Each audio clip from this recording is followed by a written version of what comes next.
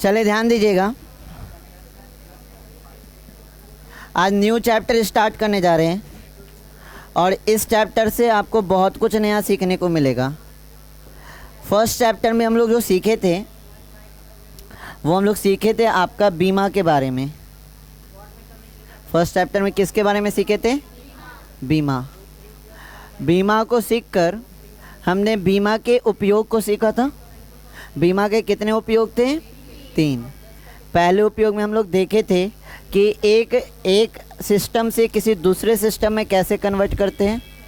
फिर बीमा का उपयोग करके सूत्र को उत्पत्ति किए थे और बीमा के उपयोग करके सूत्र को जांचे थे। फिर त्रुटि विश्लेषण सीख लिए थे। अब ये जो चैप्टर है ये पिछले चैप्टर से बिल्कुल अलग है। हमारा जो चैप्टर है वो है एक आयाम में गति। कौन सी गति? एक आयाम में गति। मतलब हमारा अब स्टार्ट हो रहा है किसको लेकर? गति।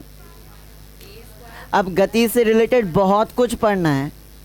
मतलब फर्स्ट बुक में अगर देखा जाए तो फर्स्ट बुक में आपको अधिकतर क्या मिलेगा? गति।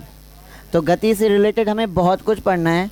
और आज का जो चैप्टर है वो है कैसा है? एक आयाम में गति, जिसको क्या बोलते हैं? 1 डायमेंशनल मोशन। इसका एक और नाम है, एक आयाम में गति को एक बीमीय गति भी कहते हैं। क्या कहते हैं? एक बीमीय गति। ठीक है, तो हेडिंग लगा लिए। एक नया चैप्टर आपका आज स्टार्ट हो रहा है।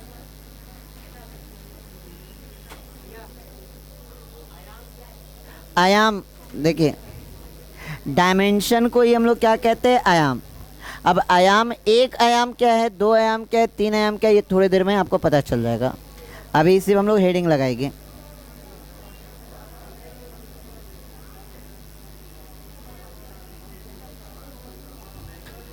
सारे बच्चे हेडिंग लगाएंगे। Chapter 3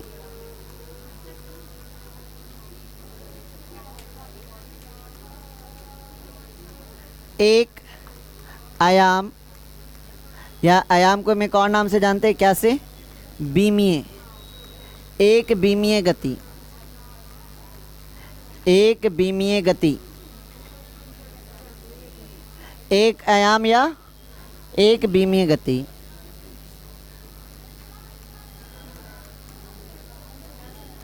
one dimensional motion. 1 dimensional motion.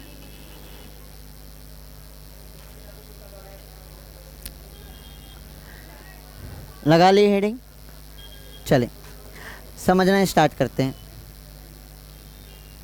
सबसे पहले हम लोग समझेंगे आपका सरल रेखा में गति। सरल रेखा में गति। सरल रेखा का सिंपल मतलब होता है सीधी। सरल रेखा का सबसे सिंपल मतलब क्या होता है? सीधी। यदि कोई वस्तु किसी सीधी रेखा में गति करता है, यदि कोई वस्तु किसी सीधी रेखा में गति करता है तो उसकी गति को हम लोग क्या कहते हैं? सरल रेखा में गति। उसकी गति को हम लोग क्या कहते हैं? सरल रेखा में गति। जैसे एक एग्जाम्पल, बंदूक से छूटा गोली। बंदूक से छूटा गोली क्या ऐसे चलता है? बंदूक से छूटी गोली कैसे चलती है? सीधी। तो इसकी गति को हम लोग क्या बोलेंगे? सरल रेखा गति। इसकी गति को हम लोग क्या बोलेंगे? सरल रेखा गति। धनुष से छूटा तीर कैसे चलेगा? सीधा। तो इसकी गति को हम लोग क्या कहेंगे? सरल रेखी गति। एक जब रॉकेट लॉन्च होता है तो कैसे चलता है? सीधी। तो इसकी गति को भी कैसी गति कहेंगे? समझ रहे हैं ना? सरल रेखीय गति क्या है? एक ऐसी गति जो सीधी रेखा पे चल रहा है। अगर हम यहाँ से एक लेज़र लाइट को छोड़ेंगे तो लेज़र लाइट कैसे जाएगा? एकदम सीधा जाएगा। तो उसकी भी गति को हम लोग क्या बोलेंगे? सरल रेखीय गति।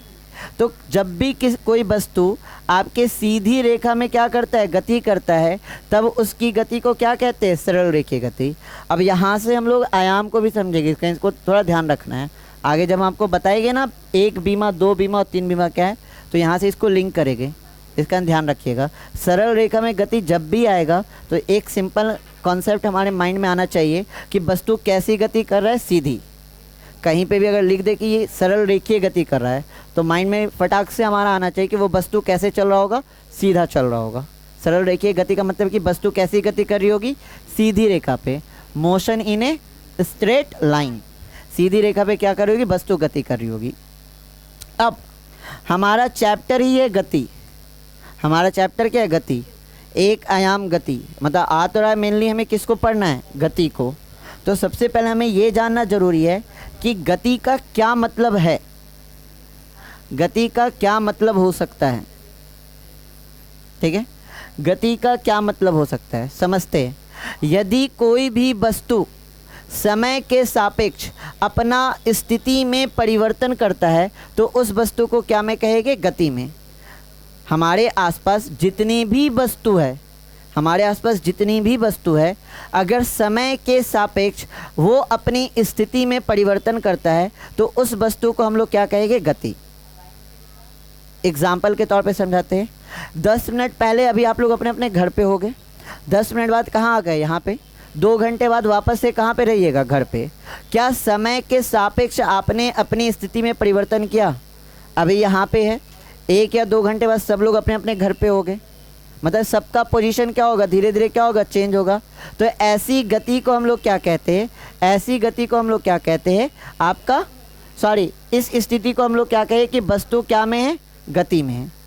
जब भी कोई वस्तु समय के सापेक्ष, किसके सापेक्ष, समय के सापेक्ष,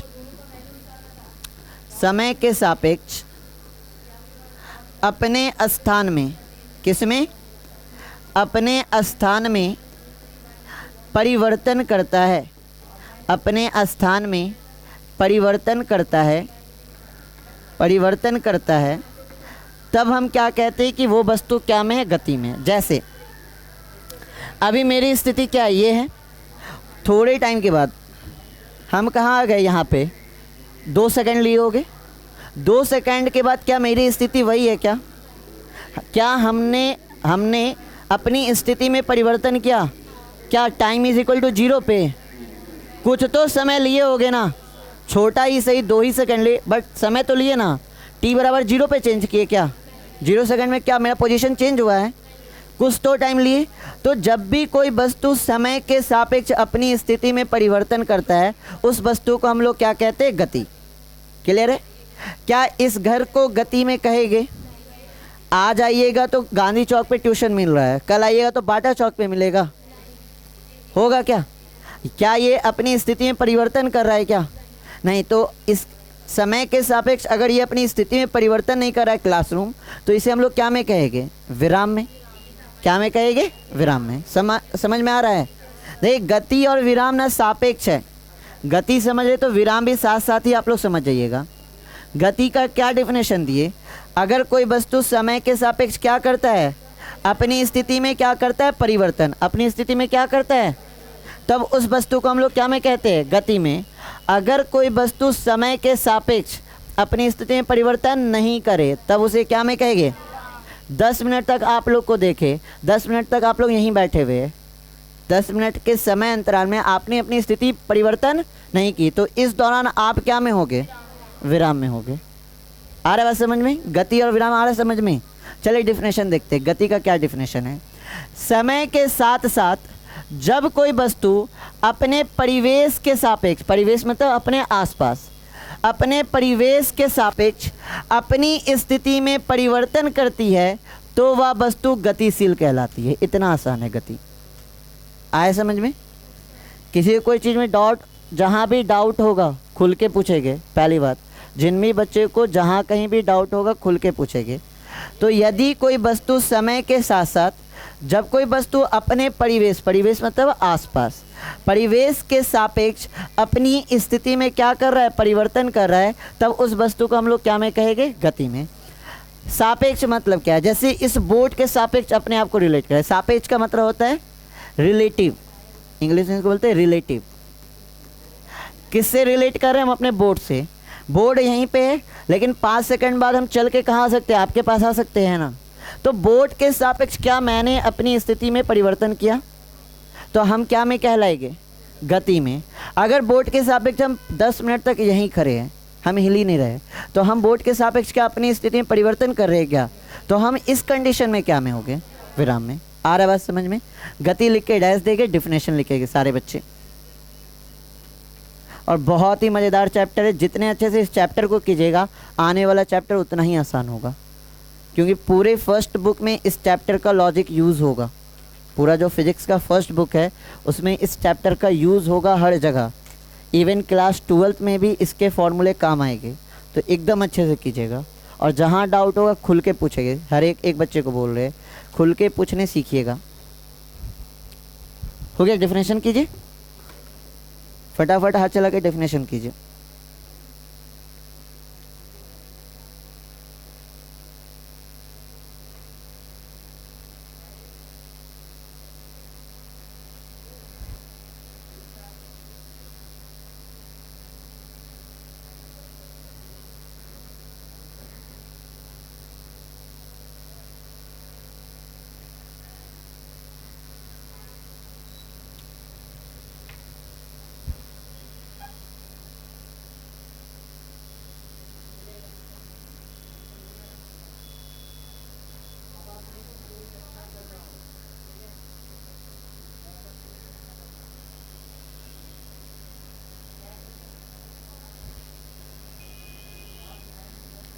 ठीक है, समय के साथ साथ जब कोई वस्तु अपने परिवेश के सापेक्ष अपनी स्थिति में परिवर्तन करता है तो वो क्या कहलाता है? गतिशील। और ऐसा बहुत सारा एग्जाम्पल है, बहुत सारा हमारे आसपास बहुत सारे एग्जाम्पल हैं। अच्छा, क्या हम सूरज को गति में मानेंगे या विराम में? सूरज जो हमारा वो गति में या विराम में? विराम में है। समय के सापेक्ष वो अपनी स्थिति में परिवर्तन नहीं कर रहा है। आँख खोल रहे, सुबह हमारा सूरज भगवान किधर है? इधर।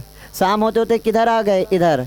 तो अपनी स्थिति में परिवर्तन किए ना समय के सापेक्ष, तो क्या में बोलेंगे? विराम में।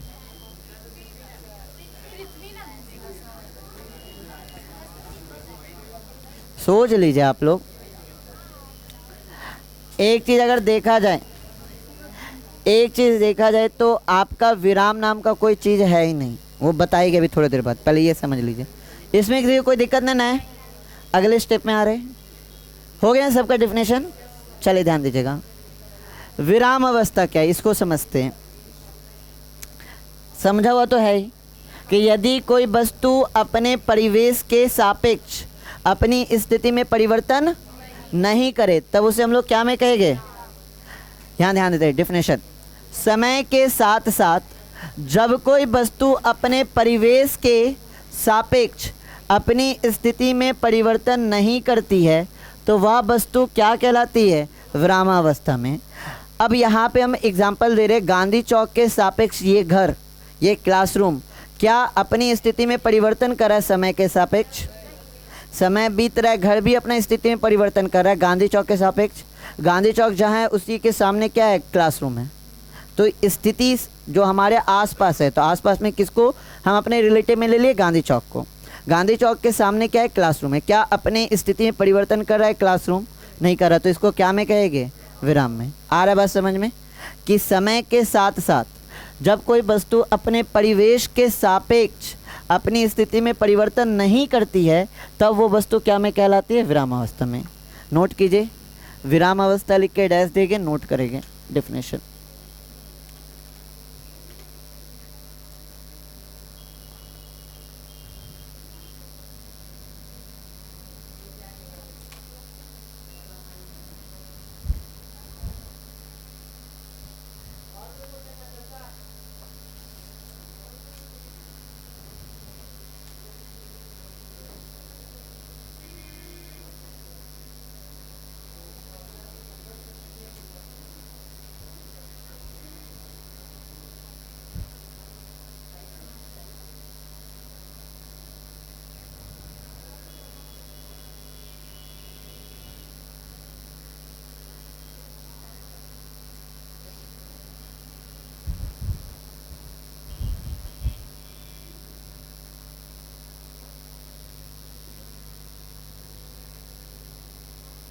ठीक है, समय के साथ साथ जब कोई वस्तु अपने परिवेश के सापेक्ष अपनी स्थिति में परिवर्तन नहीं करती है तब ये क्या में कहलाती है? विराम में।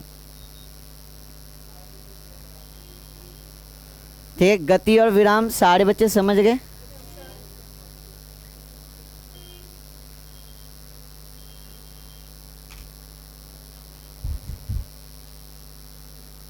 ठीक है, गति और विराम में किसी को कोई डाउट नहीं ना है? समझ सकते हैं अपने आसपास गति मतलब वस्तु की स्थिति को देखकर समझ सकते हैं ना कौन वस्तु गति में और कौन विराम में आगे बढ़ते हैं। चलिए अब ये इंपॉर्टेंट है, यहाँ से समझिएगा। निर्देश तंत्र, ठीक है, किसी कण की स्थिति को दर्शाने के लिए हमें निर्देश तंत्र की क्या होती है, आवश्यकता होती है। क्या है निर्देश तंत्र, समझिएगा। जैसे इस बोर्ड पर एक कण है, मान लेते ये कण क्या है आपका ए, कोई कण क्या है ए, बट इस बोर्ड पर ये कण है कहाँ पर, इसको दर्शाने के लिए हमें किसकी आवश्यकता होती है, निर्देश तंत्र की। इसको दर्शाने के लिए हमें किसकी आवश्यकता होगी, निर्देश तंत्र की। है क्या निर्देश तंत्र, ये समझा रहे हैं। पहले क्यों आवश्यकता होती है ये समझ लीजिए, है क्या ये बाद में समझेंगे। क्यों आवश्यकता पड़ती पहले ये समझेंगे। किसी भी कण की स्थिति को बताने के लिए, कोई भी कण हो उसकी स्थिति को बताने के लिए हमें किसकी आवश्यकता होती है, निर्देश तंत्र की।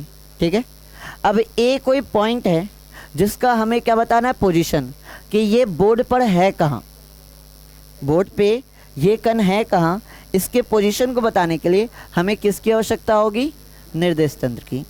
निर्देश तंत्र में हम लोग क्या करते हैं, निर्देश तंत्र में हम लोग यूज़ करते हैं हमारे ज्यामिति का। कोऑर्डिनेट आप लोग ड्रॉ किए होंगे, हम कोऑर्डिनेट ड्रॉ करते हैं।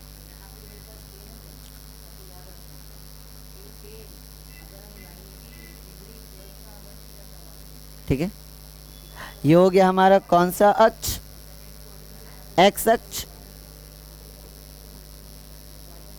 और ये कौन सा अक्ष हो गया, वाई अक्ष। एक और होता है पता है, एक और होता है आपका जेड अक्ष। एक और आपका क्या होता है, जेड अक्ष। तो निर्देश तंत्र को बताने के लिए या किसी वस्तु की या किसी कण की स्थिति को बताने के लिए हमें किसको ड्रॉ करना पड़ता है, निर्देश तंत्र को। और निर्देश तंत्र में ड्रॉ क्या करते हैं, आपके ज्यामिति, एक्स एक्सिस, वाई एक्सिस और जेड एक्सिस। अगर इन एक्सिस की बात करें, इन एक्सिस की बात करें तो ये तीनों एक्सिस क्या होते हैं, एक दूसरे के क्या होते हैं, लंबवत होते हैं। ये तीनों एक्सिस एक दूसरे के क्या होते हैं, लंबवत। ये अगर हमारा एक्स है, ये वाई है, तो ये क्या होगा, जेड होगा। ये तीनों एक्सिस क्या होते हैं, एक दूसरे के क्या होते हैं, लंबवत होते हैं। ये तीनों एक्सिस क्या होते हैं, एक दूसरे के लंबवत। लंबवत का मतलब समझ रहे हैं, एक्स एक्सिस और जेड एक्सिस के बीच में कितने का एंगल बनेगा, 90 डिग्री। एक्स एक्सिस और वाई एक्सिस के बीच में कितने का एंगल बनेगा, 90 डिग्री। वाई एक्सिस और जेड एक्सिस के बीच कितने का एंगल बनेगा, 90 डिग्री। ये तीनों के तीनों अक्ष एक्स वाई जेड, ये तीनों एक दूसरे के क्या होते हैं, लंबवत। इतना बात आ रहा है समझ में। लेकिन ये तो 3D फिगर हो गया ना, जेड एक्सिस कहाँ आ रहा है, आप लोग की तरफ। ये हो गया एक्स, ये हो गया वाई, और ये क्या हो गया, जेड। जेड आ रहा है आप लोग की तरफ। ये 3D फिगर है। क्या बोर्ड पे हम जेड एक्सिस को रिप्रेजेंट कर सकते हैं क्या इधर? इसका 2D में रिप्रेजेंट करने के लिए हमें जेड एक्सिस कहाँ ड्रॉ करना पड़ता है, यहाँ पे। एक्चुअल में क्या होगा, एक्चुअल में ये क्या है, ऐसे हैं। बट एक्चुअल में ऐसे तो क्या ऐसे रिप्रेजेंट कर सकते हैं बोर्ड पे, पॉसिबल ही नहीं है। हमें 2D फिगर बनाना होगा तो 2D फिगर में रिप्रेजेंट करने के लिए जेड एक्सिस को कहाँ ड्रॉ करते हैं, यहाँ। बट एक्चुअल में ये तीनों एक दूसरे के क्या है, ये तीनों एक दूसरे के लंबवत है। कौन कौन, एक्स अक्ष लंबवत है किसके, वाई अक्ष के, और वाई अक्ष लंबवत है किसके, जेड अक्ष। याद रहेगा। किसी भी कण की स्थिति को पता करने के लिए, ध्यान से समझिए, किसी कण की स्थिति को दर्शाने के लिए हमें एक निर्देश तंत्र की क्या होती है, आवश्यकता होती है। कोई भी कण है उसका अगर पोजीशन बताना है, उसकी स्थिति बताना है, तो हमें किसकी आवश्यकता होगी, निर्देश तंत्र। इसके लिए एक समकोणिक निर्देशांक निकाय जिसमें 3 परस्पर लंबवत अक्ष होते हैं। कौन कौन, एक्स वाई तथा जेड अक्ष। कौन कौन, एक्स वाई तथा जेड अक्ष। अब इस निर्देश तंत्र को समझने के लिए, किसी वस्तु की स्थिति को बताने के लिए हमें क्या ड्रॉ करना पड़ेगा? आपका ज्यामिति। कौन कौन? एक्स वाई जेड, ये 3 अक्ष को ड्रॉ करेंगे और ये तीनों अक्ष एक दूसरे के क्या होंगे? ये तो हम समझा दिए ना कैसे लंबवत होंगे। आगे, समय नापने के लिए इस निकाय में एक घड़ी रख देते हैं। घड़ी सहित इस निर्देशांक निकाय को निर्देश तंत्र कहते हैं। अब जब प्रैक्टिकल करते हैं ना, तो प्रैक्टिकल करने के दौरान समय का भी मेज़रमेंट लेना होगा, और समय के मेज़रमेंट को लेने के लिए हम क्या करेंगे? एक घड़ी को रख देंगे। समय के मेज़रमेंट को करने के लिए हम क्या रख देंगे? एक घड़ी को। तो ये तीनों, ध्यान दीजिएगा, ये तीनों अक्ष, ये तीनों अक्ष, ये क्या हो जाएगा? मेरा मूल बिंदु होगा। मूल बिंदु को क्या बोलते हैं? ओ। तो ये तीनों अक्ष, और इसके साथ बगल में क्या रख देंगे? एक घड़ी। बगल में क्या रख देंगे? एक घड़ी। तो ये पूरा जो सिस्टम है वो सिस्टम क्या कहलाएगा? निर्देश तंत्र। आ रहा है समझ में? निर्देश तंत्र में 2 चीज़ है, एक तो है आपका एक्स वाई जेड अक्ष, और इसके साथ ही साथ समय को मापने के लिए इसके बगल में हम क्या रखते हैं? एक घड़ी। तो इस पूरे कंप्लीट निकाय को ही हम लोग क्या करते हैं? निर्देश तंत्र। अब इसका उपयोग किस लिए करते? कण की स्थिति का पता करने। बट वो कैसे होगा? हमें किसी कण की स्थिति पता करना है, वो कैसे पता करेंगे? किसी कण की स्थिति पता करना है, वो कैसे करेंगे? ध्यान दीजिएगा। अब हमें ए पर जाना है। ए है ना मेरा वो कण। ए पे जाने के लिए हमें एक्स अक्ष पे कुछ चलना होगा। मान लिया जाए ए पर पहुंचने के लिए हमें एक्स अक्ष पे कितना चलना पड़ा? 4 सेंटीमीटर। हमें एक्स अक्ष पे कितना चलना पड़ा? ये हो गया 1 सेंटीमीटर, ये हो गया 2 सेंटीमीटर, ये हो गया 3 सेंटीमीटर, और ये हो गया 4 सेंटीमीटर। तो बिंदु ए तक पहुंचने के लिए हमें एक्स अक्ष पे कितना चलना पड़ा? 4 सेंटीमीटर। हाँ,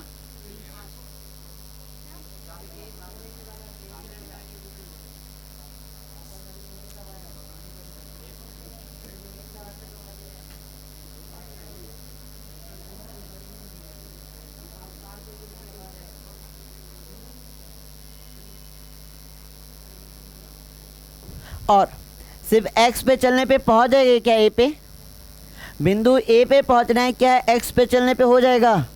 हमें कहाँ चलना होगा? वाई पे भी। हमें कहाँ चलना होगा? वाई पे भी। ठीक है, हमें कहाँ चलना होगा? वाई पे भी। तब जाके हम कहाँ पहुँचेंगे? बिंदु ए पे। कहाँ पहुँचेंगे? बिंदु ए पे।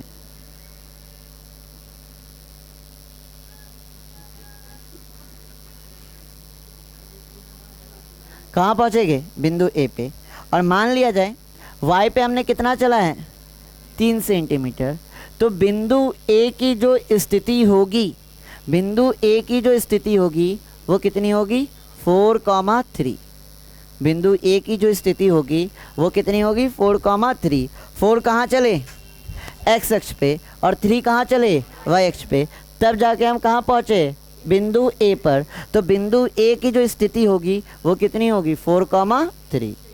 अगर हमें केंद्र से चलना हो, केंद्र से चलना हो, तो केंद्र से चलने के लिए ध्यान दीजिएगा, केंद्र से हम एक सीधी रेखा खींचेंगे। केंद्र से क्या खींचेंगे? एक सीधी रेखा खींचेंगे जो बिंदु ए की स्थिति बताएगा। किसके सापेक्ष? केंद्र के सापेक्ष। बिंदु ए की स्थिति बताएगा किसके सापेक्ष? केंद्र या मूल बिंदु के सापेक्ष। तो निर्देश तंत्र के मदद से हम किसी भी बिंदु का क्या कर सकते हैं? स्थिति पता कर सकते हैं। अब वो बिंदु कहीं पर भी हो, हमें क्या ड्रॉ करना होगा? उसके आसपास निर्देश तंत्र ड्रॉ करना होगा, और उससे क्या कर सकते हैं हम लोग? क्या कर सकते हैं? उस बिंदु की क्या कर सकते हैं? स्थिति पता कर सकते हैं।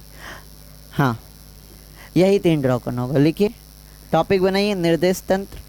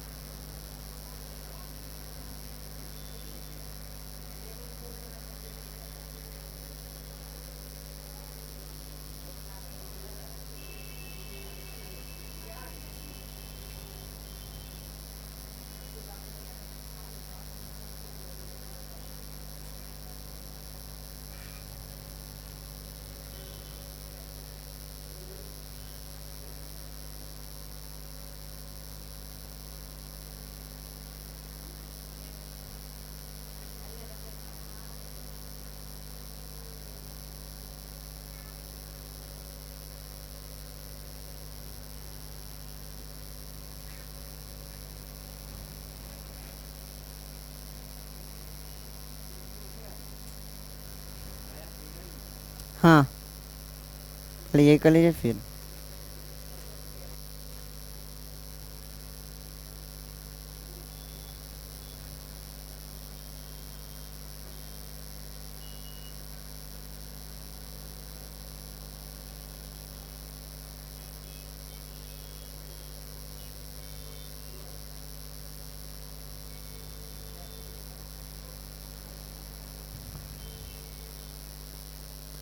इसको वेक्टर वाले चैप्टर में और अच्छे से करेंगे,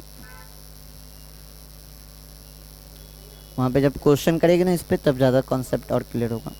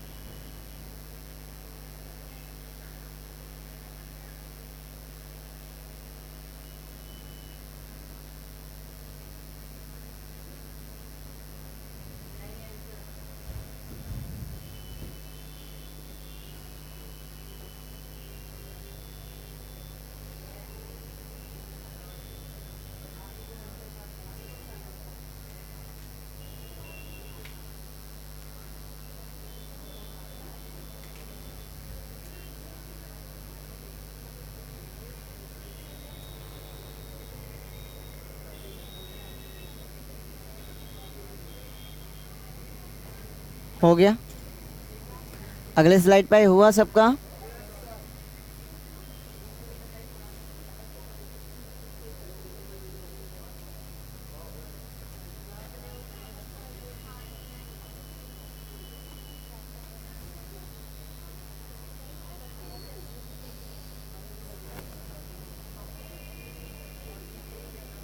हो गया उधर।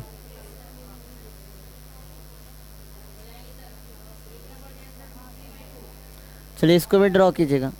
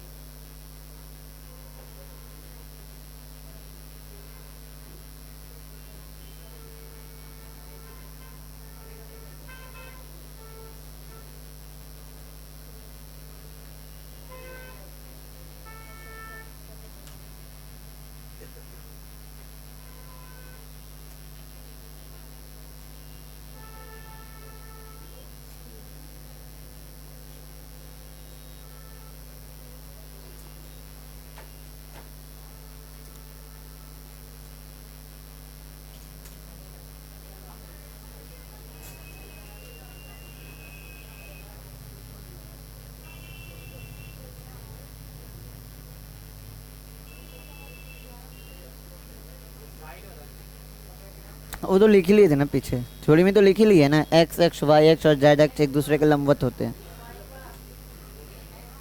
हो गया, बढ़े आगे।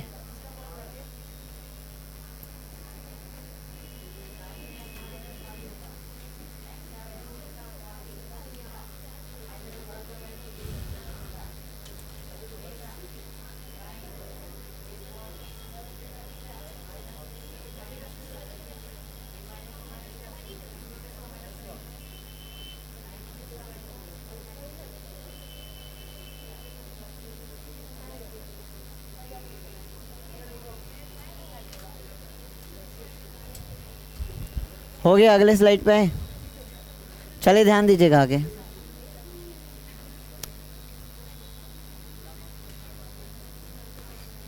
ध्यान दीजिएगा। अब जब किसी वस्तु के एक या अधिक निर्देशांक समय के साथ परिवर्तित होते हैं तो उस वस्तु को गतिमान कहते हैं। निर्देशांक कैसे बदलेंगे? निर्देशांक कैसे परिवर्तित होंगे? चाहे एक या दो, एक मतलब एक्स और दो मतलब वाई, या एक में परिवर्तन हो या दोनों में परिवर्तन हो, अगर किसी वस्तु का समय के सापेक्ष निर्देशांक में परिवर्तन होता है तब हम क्या कहें कि वो वस्तु क्या में है? गति में है। अब ये कैसे चेंज होगा? अब ये कैसे चेंज होगा समझिएगा।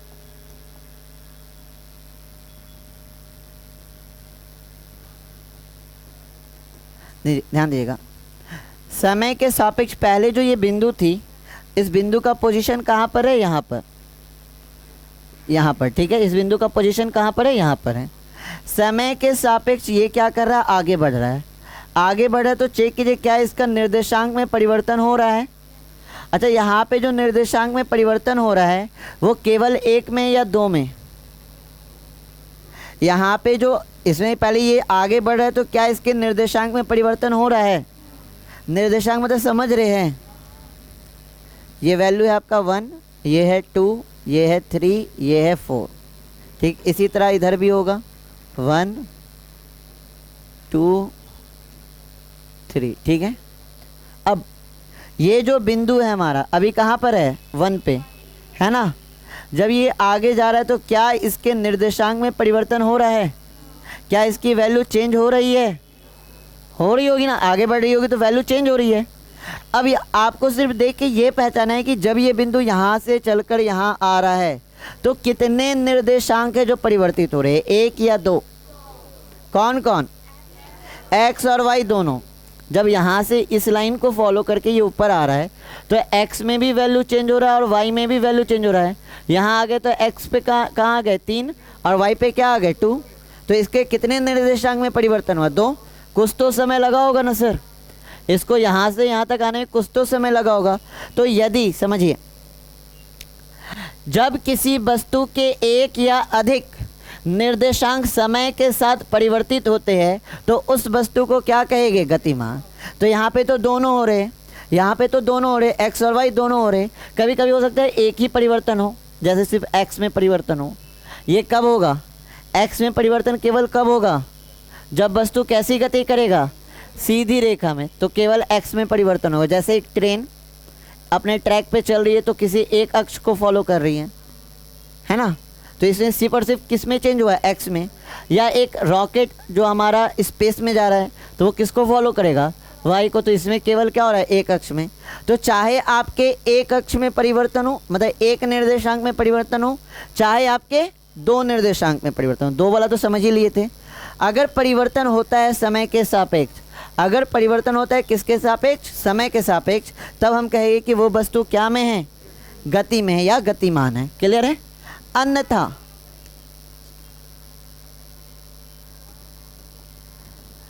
अन्यथा वस्तु को उस निर्देश तंत्र के सापेक्ष विरामा अवस्था में कहते हैं। जैसे बिंदु ए की अगर हम बात करें तो बिंदु ए यहाँ पे आके क्या है? रुका हुआ है। तो इसको किस अवस्था में कहेंगे? क्योंकि इसमें तो परिवर्तन नहीं हो रहा है, ना एक्स में परिवर्तन हो रहा है ना वाई में परिवर्तन हो रहा है। ये बिंदु ए पर आके रुका हुआ है, तो बिंदु ए पर जो बिंदु है उसको कैसी अवस्था में कहेंगे? विरामावस्था। जबकि ये जो भाई साहब है ये तो क्या कर रहे हैं? गति कर, ये तो अपने परिवर्तन कर रहे हैं। अपने निर्देशांक में क्या कर रहे हैं, परिवर्तन करें, तो इसको हम लोग क्या में कहेंगे, गति में। आ रहा है समझ में? तो निर्देशांक के थ्रू भी हम गति और विराम को क्या कर सकते हैं, समझ सकते हैं। कैसे? अगर आपका समय के सापेक्ष क्या में परिवर्तन हो, निर्देशांक में, क्या में परिवर्तन हो, निर्देशांक में, चाहे 1 में चाहे 2 में, वो वस्तु क्या में होगा, गति में। और समय के सापेक्ष अगर आपका क्या हो, निर्देशांक में परिवर्तन ना हो, तो वो वस्तु क्या में होगा, विराम में। क्लियर है ये कॉन्सेप्ट? चलिए नोट कीजिए इसको फटाफट सारे बच्चे नोट कीजिए।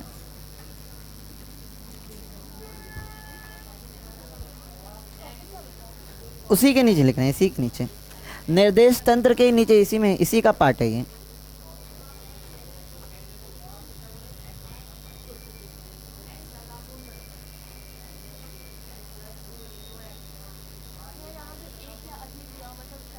एक या अधिक, या तो एक निर्देशांक, या तो एक्स में परिवर्तन होगा, जैसे रेलगाड़ी किसी एक एक्सिस पे चल रही है एक्स में, तो एक्स में परिवर्तन होगा।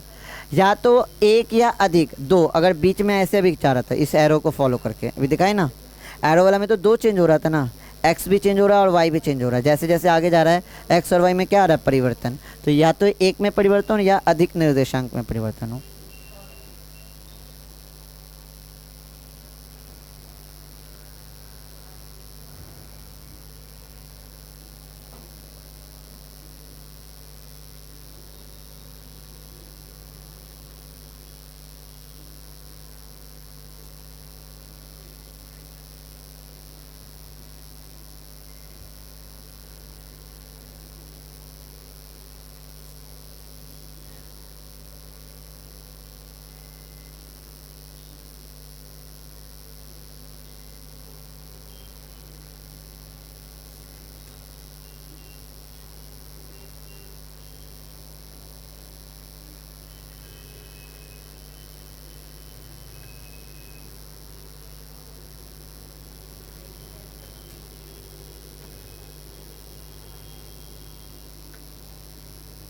हो गया। चलिए आगे बढ़ेंगे।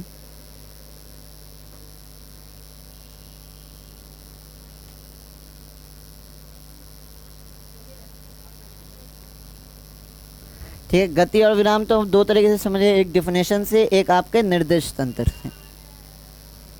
आगे बढ़ते हैं, आगे बढ़े, हो गया सबका? चलिए ध्यान दीजिएगा आगे।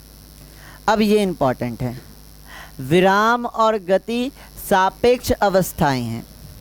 विराम और गति कैसी अवस्थाएं हैं, सापेक्ष।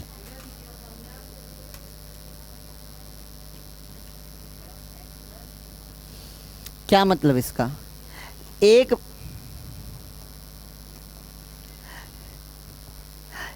वस्तु एक ही समय में गति और विराम दोनों अवस्थाओं में हो सकती है। एक वस्तु एक ही समय में दोनों अवस्था में हो सकती है, वो गति में भी हो सकती है और विराम में भी हो सकती है। अब इसके लिए चलिए इसको समझते हैं, इसका क्या मतलब है। याद क्या रखना है, गति और विराम कैसे शब्द हैं, सापेक्ष।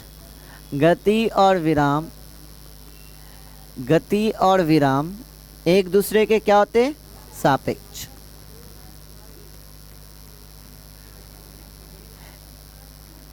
इसका कहने का ये मतलब है, सापेक्ष का ये मतलब है कि एक ही समय में एक ही वस्तु गति में भी हो सकती है और विराम में भी हो सकती है। कैसे, उसकी बात करते हैं। अगर हम इस घर की बात कर रहे हैं तो ये घर हमें क्या में नज़र आ रहा है, गति में या विराम में? विराम में। ये क्लासरूम हमें क्या नज़र आ रहा है, विराम में, क्योंकि समय के सापेक्ष ये अपनी स्थिति में परिवर्तन नहीं कर रहे हैं। हम अगर देख रहे हैं, किसको देख रहे हैं, इस क्लासरूम को, तो हमारे अकॉर्डिंग ये क्लासरूम क्या में है, विराम में। अब एक आदमी है जो स्पेस में है, एक आदमी कहाँ पे है, स्पेस में। एक एस्ट्रोनॉट है जो कहाँ है, स्पेस में घूम रहा है। अब स्पेस में घूम रहा है और वहाँ से वो पृथ्वी को देखा, उसको पृथ्वी क्या रुकी हुई नज़र आ रही होगी। पृथ्वी में कैसी गति हो रही है, घूर्णन गति। अपने अक्ष पे वो गोल गोल क्या हो रहा है, घूम रहा है। 2 टाइप की गति होती है, एक तो आपका रेवोल्यूशन और दूसरा रोटेशन। एक घूर्णन गति और एक आपका वृत्तीय गति, दोनों हो रहा है। तो जो अंतरिक्ष पे आदमी घूम रहा है उसको पृथ्वी कैसी नज़र आएगी, घूमती हुई। पृथ्वी घूमती हुई नज़र आ रही है तो उस पे रखा हर एक वस्तु भी क्या नज़र आएगा, घूमता हुआ। अगर एक गोल गोल चीज़ें घूम रही है, जस्ट लाइक तारामाची समझ लेते, और उस पर हम बैठे हुए और आप बाहर से हमको देख रहे, तो हम तारामाची के साथ हम भी क्या में नज़र आएंगे, आपको घूमते हुए। ठीक उसी प्रकार अंतरिक्ष यात्री को पृथ्वी नज़र आ रही है क्या, घूमते हुए। तो पृथ्वी पे रखी हुई वस्तु भी क्या में नज़र आएगी, घूमते हुए। और ये क्लासरूम कहाँ पे है, पृथ्वी पे रखा हुआ। उसके अकॉर्डिंग अगर वो क्लासरूम को देखेगा तो वो उसे क्या में नज़र आएगी, गति में। हमारे अकॉर्डिंग क्या में है, विराम में। उसके अकॉर्डिंग क्या में है, गति में। इसलिए एक ही टाइम पर, एक ही समय पे, एक ही वस्तु, एक ही समय पर एक ही वस्तु या तो आपका गति में हो सकता है या तो आपका क्या हो सकता है, विराम में। इसलिए गति और विराम को क्या कहा गया है कि गति और विराम एक दूसरे के क्या है, सापेक्ष है। अब ये इसलिए हो रहा है कि हमें विराम में दिख रहा है और जो अंतरिक्ष में यात्री उसे गति में दिख रहा है। ये इसलिए हो रहा है क्योंकि हम लोग का फ्रेम ऑफ रेफरेंस अलग अलग है। मतलब गति को देखने का जो नज़रिया है वो अलग अलग है। हम गति को कहाँ से देख रहे हैं, मतलब हम वस्तु को कहाँ से देख रहे हैं, पृथ्वी पे रह के। हम यहाँ पे खड़े और क्लासरूम को देख रहे हैं तो हमें क्लासरूम क्या में दिख रहा है, विराम में। बट वो जो व्यक्ति है क्या उसका भी फ्रेम ऑफ रेफरेंस सेम है क्या, वो भी वहीं से देख रहा है जहाँ से हम देख रहे हैं। उनके देखने का जो नज़रिया है वो क्या कुछ और है, वो स्पेस से देख रहे हैं तो उन्हें यही वस्तु क्या में नज़र आ रहा है, गति में। इसको और क्लियर करते हैं, इसको हम और क्लियर करते हैं। एक तो ये एग्जाम्पल से क्लियर हुआ ना, इसको एक और अच्छे से क्लियर करते हैं, ध्यान दीजिएगा। और ये जो एक ऐसा एग्जाम्पल है जो हम सब ने कभी ना कभी अपने जीवन में फील किया है।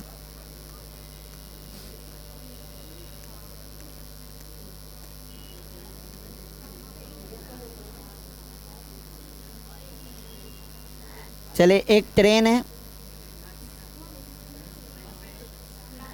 ये जो ट्रेन है वो लो बजट वाला है तो इसमें ज़्यादा ताम झाम मत खोजिए। सस्ता सुविधा वाला ट्रेन है हमारा, काम चलाने लायक। और इस ट्रेन के एक बॉगी पे दो भाई हैं। ट्रेन के एक बॉगी में दो भाई हैं।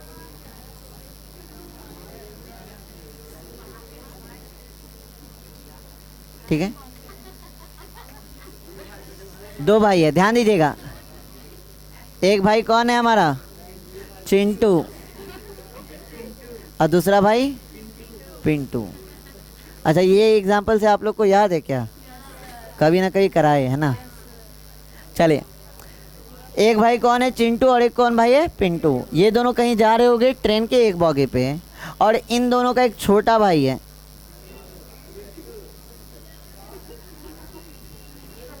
इसको नाम देते हैं सिंटू। हाँ, ये क्या है, सिंटू। चलिए ध्यान दीजिएगा, ये जो सिंटू जो छोटा भाई है वो अपने दोनों बड़े भाई को छोड़ने आया स्टेशन पे। अब ध्यान दीजिएगा, अब समझिएगा।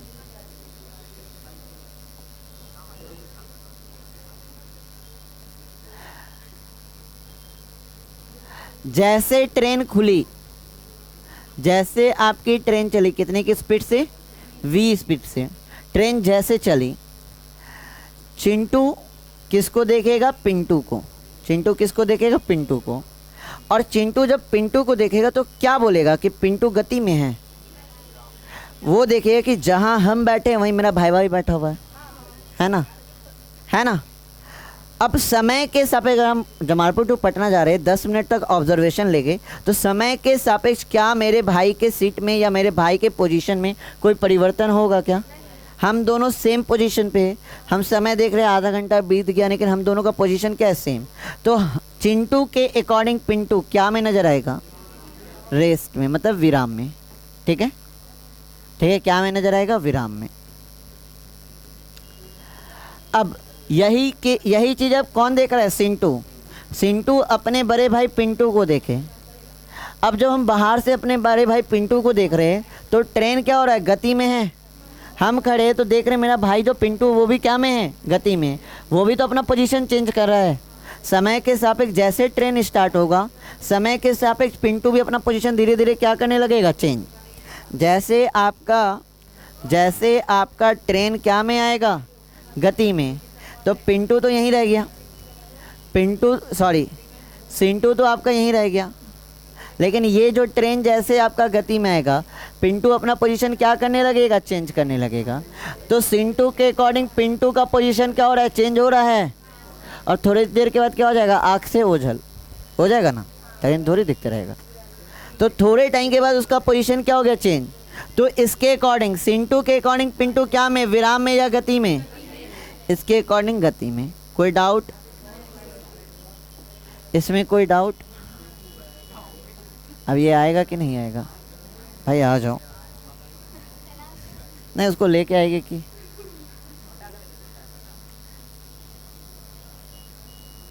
आ गया, चलिए आ गया।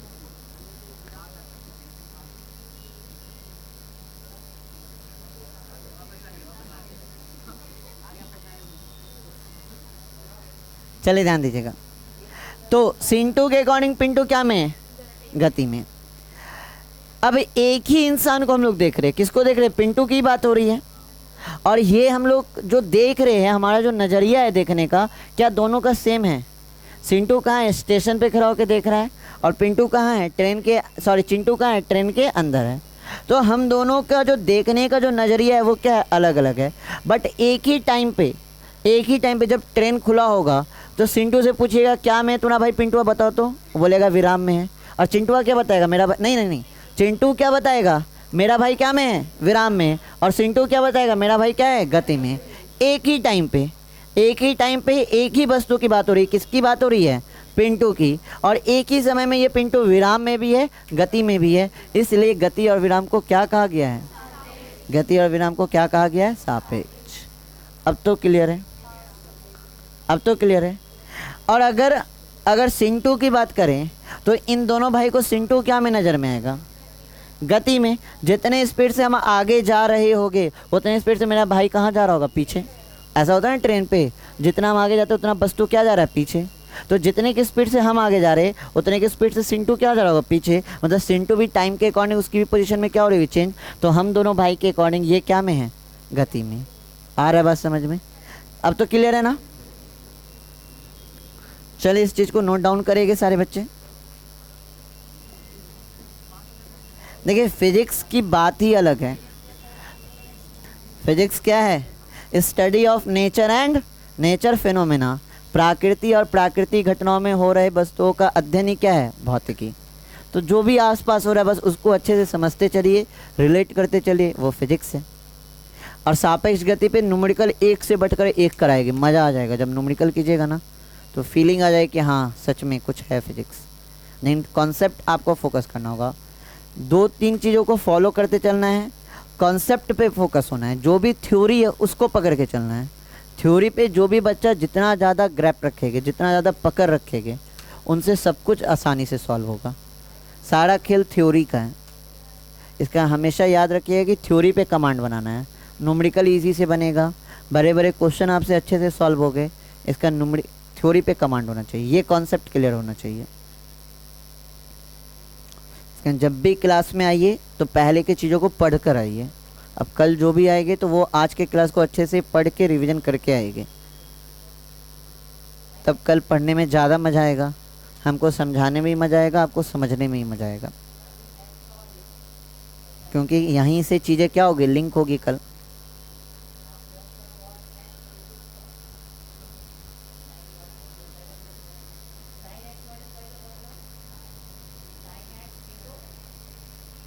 एग्जाम्पल नहीं लिखिएगा, एग्जाम्पल ये लिख लिए क्या, सिर्फ यहीं तक लिखिए। एग्जाम्पल तो समझ गए ना, वही एग्जाम्पल है।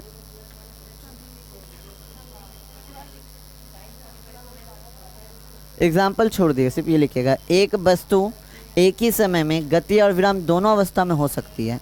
ठीक है, आगे बढ़े। चलिए यांत्रिकी। अब ध्यान दीजिए, अब हम अपने पूरे फिजिक्स को डिवाइड करना स्टार्ट कर रहे हैं।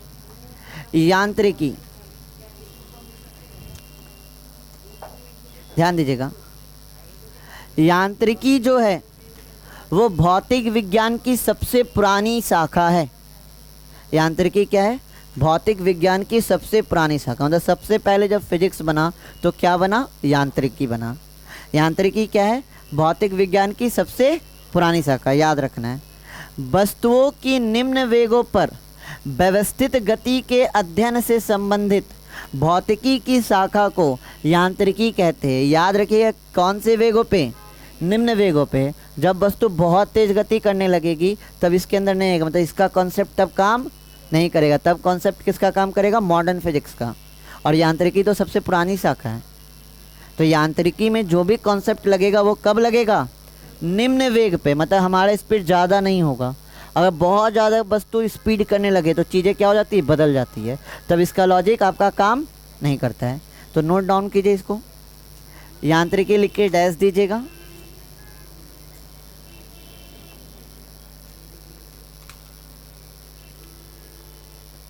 यांत्रिकी लिख के डैश दीजिए।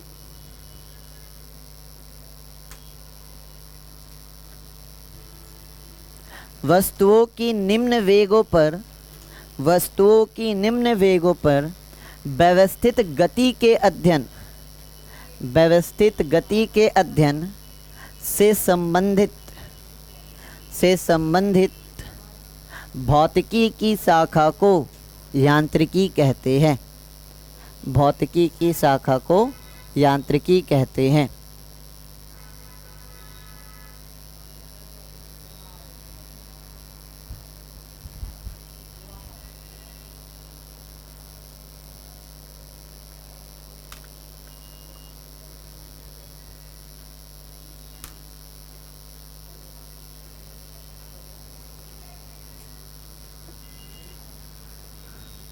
ठीक है। और एक चीज़ यांत्रिकी के बारे में याद रखना है, ये भौतिकी की क्या है? सबसे पुरानी शाखा। भौतिकी की सबसे पुरानी शाखा कौन है? यांत्रिकी। इस चीज़ को सारे बच्चे को याद रखना है। यांत्रिकी भौतिकी की सबसे पुरानी शाखा है। हाँ, लिख लीजिए, अगला पॉइंट बना के इसको लिख लीजिए। यांत्रिकी को निम्नलिखित 3 शाखाओं में वर्गीकृत कर सकते हैं। यांत्रिकी को निम्नलिखित 3 भौतिक शाखाओं में वर्गीकृत कर सकते हैं।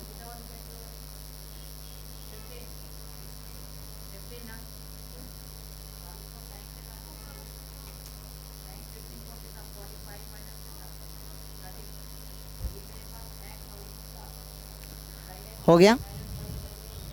यांत्रिकी को निम्नलिखित 3 शाखाओं में वर्गीकृत कर सकते हैं। चलिए ध्यान दीजिएगा, अगले स्लाइड पे आए। कौन कौन सी शाखाएं? ध्यान दीजिएगा, समझ लीजिए, पहले समझ लेते हैं। सबसे पहले जो है वो आपका स्थैतिकी। ठीक है।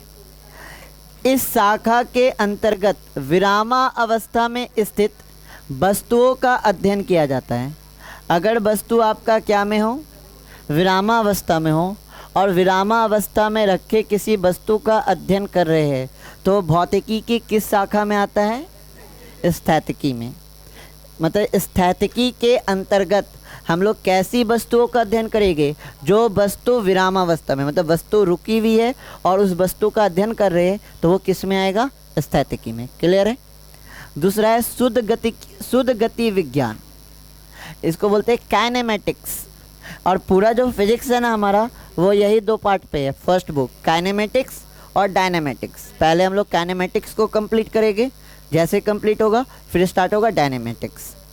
काइनेमेटिक्स है क्या? शुद्ध गति विज्ञान है क्या?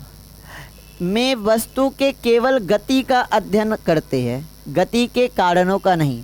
मतलब काइनेमेटिक्स एक ऐसी शाखा है फिजिक्स की जिसके अंतर्गत हम वस्तु की गति के बारे में अध्ययन तो करते हैं, केवल गति का अध्ययन करते हैं। ये नहीं जानते कि क्यों गति कर रहा है।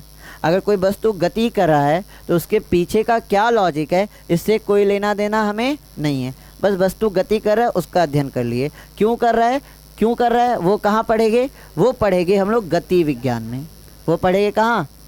जिसको क्या कहते हैं? डायनेमिक्स में वस्तुओं के गति के साथ साथ गति के कारणों का भी अध्ययन करते हैं। गति के कारणों का भी अध्ययन करते हैं। किसमें? डायनेमिक्स में, किस में? डायनेमिक्स में, याद रहेगा। तो भौतिक जो आपका यांत्रिकी है उसके 3 शाखे, स्थैतिकी, शुद्ध गति और गति विज्ञान। स्थैतिकी में कैसी वस्तु का अध्ययन करेंगे?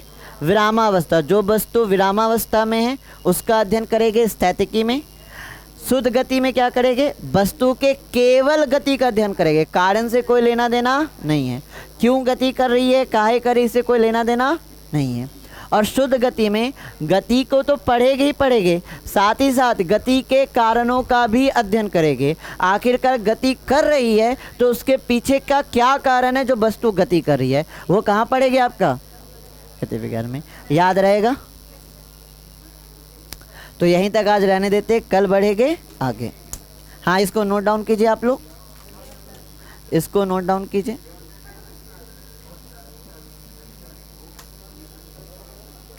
ठीक है, तो आज के लिए इतना ही। ठीक है, कल आइएगा तो चीज़ों को रिवीजन करके आइएगा। यहाँ तक का नोट्स सारे बच्चे जो लोग नए जुड़े हैं, नोट्स बनाते चलिएगा, साथ साथ बैकलॉग नहीं लगने दीजिएगा। आज का पढ़ा हुआ आज ही कंप्लीट करना है, आज ही नोट्स बनाना है, आज ही रिवीजन करना है, कल पे मत छोड़िएगा, क्योंकि बर्डन होते जाएगा। एक समय ऐसा आएगा, इतना लोड हो जाएगा कि पीछे वाला फिर कुछ नहीं समझ में आएगा। इसके आज का पढ़ा हुआ आज ही घर जाके सारा कुछ कंप्लीट करके फाइनल करेंगे। ठीक है, और शाम होते होते ये वीडियो आपको मिल जाएगा यूट्यूब पे भी। अगर रिवीजन करना है, कोई चीज़ भूल गए तो आप उस चैनल पे जाके विज़िट करके देख लीजिए। हाँ, लिंक डाल देंगे ग्रुप में,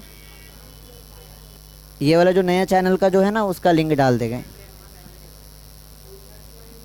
हाँ, तो फर्स्ट लेक्चर है ना, प्लेलिस्ट बनाएंगे, 2-3 हो जाएगा तो प्लेलिस्ट बना देंगे, तो आपका डाल देंगे। अगर किसी तरह से कहीं पे भी अगर मिस कर गए, कोई कॉन्सेप्ट भूल गए, तो वहाँ से देख के समझ लीजिएगा। और थोड़ा सा वीडियो को दोस्तों में शेयर भी कीजिए, जो लोग इस बार 10th से 11th में गए हैं उसको शेयर कीजिए।